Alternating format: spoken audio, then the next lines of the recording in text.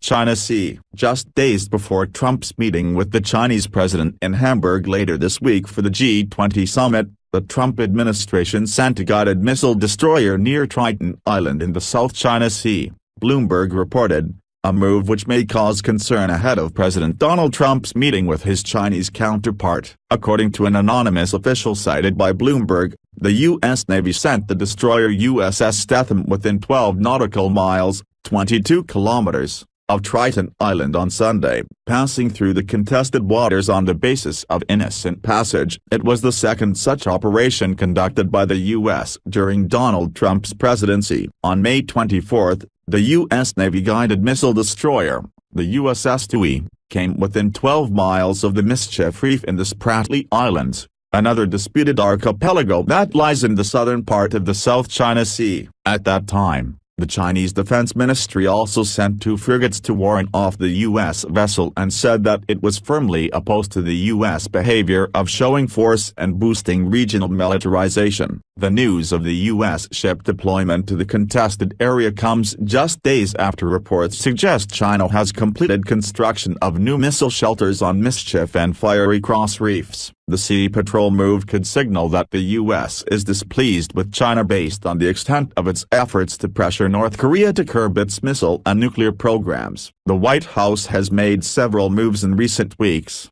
including announcing economic sanctions against Chinese companies with ties to North Korea. And while in recent weeks China has shown remarkable restraint in not responding, or retaliating, to U.S. escalations today, Beijing finally reacted instantly and with outrage, with People's Daily reporting that China deployed military vessels and warplanes to warn off the USS Statham, according to Chinese Foreign Ministry spokesperson Lu Kang. Under the pretext of freedom of navigation, the U.S. side once again sent a military vessel into China's territorial waters off the Zisha Islands without China's approval, the spokesperson said in a statement, adding that such U.S. behavior has violated the Chinese law and relevant international law, infringed upon China's sovereignty, disrupted peace, security and order of the relevant waters and put in jeopardy the facilities and personnel on the Chinese islands, and thus constitutes a serious political and military provocation. The Chinese side is dissatisfied with and opposed to the relevant behavior of the U.S. side,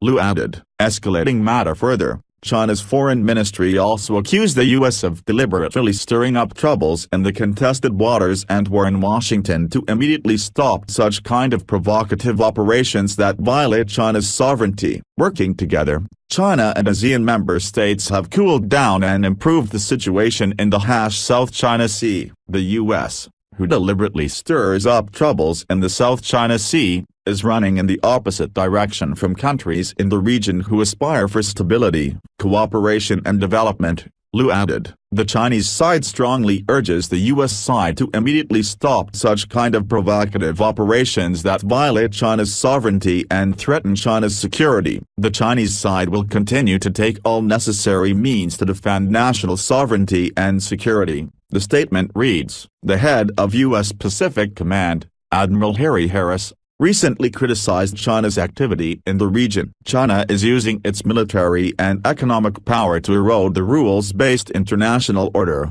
he said in a speech delivered on Wednesday in Brisbane during the joint U.S.-Australian military exercises. Fake islands should not be believed by real people, he added, as reported by Fox News. The Parcel Islands, of which Triton is a member, are contested by China, Taiwan and Vietnam. China has already built runways, aircraft hangars, radar sites and hardened surface-to-air missile shelters on its artificially created islands in the region, according to photos analyzed by the Washington-based Center for Strategic and International Studies, CSIS. Beijing's actions have sparked concerns in Washington, and the U.S. Navy, which is fiercely opposed to this Chinese initiative, has deployed additional warships in the disputed zone, conducted maneuvers near China's artificial islands, and flown over them, claiming it has been done in the interest of the freedom of navigation. In response, China called Washington's involvement in the dispute the greatest threat to the region. In early June, China and the U.S. both held exercises involving air and navy forces, In another episode of confrontation over the disputed South China Sea, the U.S. sent two B-1B Lancer supersonic bombers to fly a 10-hour mission from Andersen Air Force Base, Guam, which was conducted in conjunction with the U.S. Navy's Arleigh Burke-class guided missile destroyer the USS Sterett. A day earlier, the Chinese People's Liberation Army, PLA, conducted its own air and navy exercise off Hong Kong. The patrol mission involved 3 helicopters and 2 Type 056 corvettes, the Kinzhou and the Huizhou, the Defense Ministry reported. Breaking news: just in, U.S. missile destroyer trespassing territorial waters, serious provocation. China said on Sunday that the U.S. missile destroyer trespassing China's territorial waters off the Xisha Islands was serious political and military provocation. Foreign Ministry spokesperson Liu Kang said in a statement released on Sunday night that China dispatched military vessels and fighter planes in response to warning off the U.S. vessel. Earlier Sunday, the missile destroyer USS Statham trespassed China's territorial waters off the Xisha Islands. The Xisha Islands are an inherent part of the Chinese territory, Liu said, noting that in accordance with the law of the People's Republic of China on the territorial sea and the contiguous zone, the Chinese government promulgated the baseline of the territorial sea off the Xisha Islands in 1996. The relevant Chinese law has explicit provisions on foreign military vessels' entry into the territorial sea of China, Liu said. Under the pretext of navigation freedom, the U.S. side once again sent a military vessel into China's territorial waters off the Xisha Islands without China's approval, Liu said, stressing that its behavior has violated the Chinese law and relevant international law, infringed upon China's sovereignty, disrupted peace, security and order of the relevant waters and put in jeopardy the facilities and personnel on the Chinese islands. The behavior constitutes a serious political and military provocation,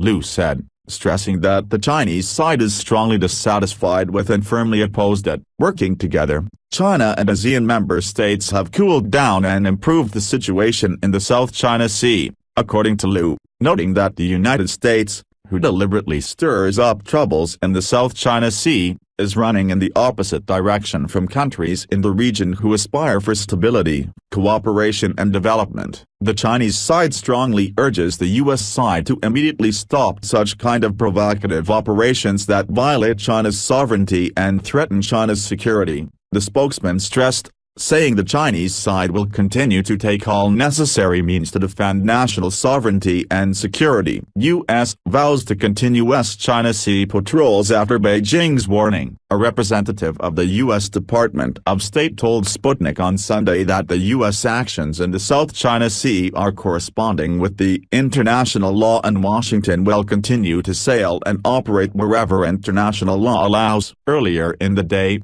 the Chinese Foreign Ministry voiced a protest against the U.S. guided missile destroyer USS Statham's entering the waters off the disputed Parcel Islands, known in China as the Xisha Islands. According to Foreign Ministry's spokesman Liu Kang, the U.S. actions violated the Chinese law as well as the international law and constituted a serious political and military provocation. Moreover, China dispatched military vessels and fighter planes in response to warning off the U.S. vessel. U.S. forces operate in the Asia-Pacific region on a daily basis, including in the South China Sea. All operations are conducted in accordance with international law and demonstrate that the United States will fly, sail, and operate wherever international law allows, the department's representative said. The representative pointed out that the United States had a comprehensive Freedom of Navigation Operations Program, FNOP, aimed at challenging excessive maritime claims in order to preserve the rights,